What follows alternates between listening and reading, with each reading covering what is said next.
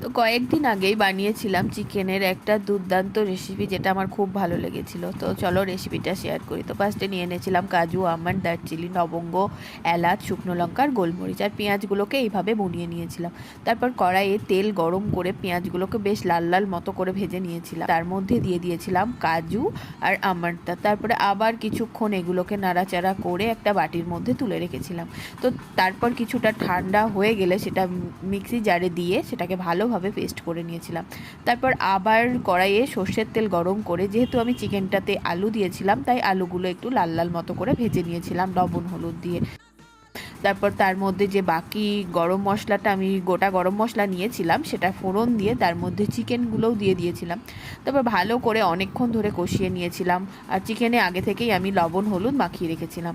তো এভাবে আস্তে আস্তে ঢাকা দিয়ে দিয়ে কমিয়ে কমিয়ে চিকেনটাকে অনেকক্ষণ ধরে কষে নিয়েছিলাম। তারপর তার মধ্যে দিয়ে দিয়েছিলাম পরিমাণ মতো গরম জল। যেহেতু এই গ্রেভিটা ঠিক হবে তাই অল্পই গরম জল দিয়েছিলাম। তারপর যে পেঁয়াজের পেস্টটা রেডি করে নিয়েছিলাম সেটা তার উপর দিয়ে দিয়েছিলাম, আর শেষে দিয়ে দিয়েছিলাম অল্প একটু ভাজা মশলা আর সাথে গরম মশলা। তো এইভাবে রেডি হয়ে গেল আজকে চিকেন রেসিপি। চিকেনটা খুব সুন্দর হয়েছিল, তোমরাও ট্রাই করতে পারো। তোমাদের সাথে দেখা হচ্ছে নেক্সট ভিডিওতে। টাটা।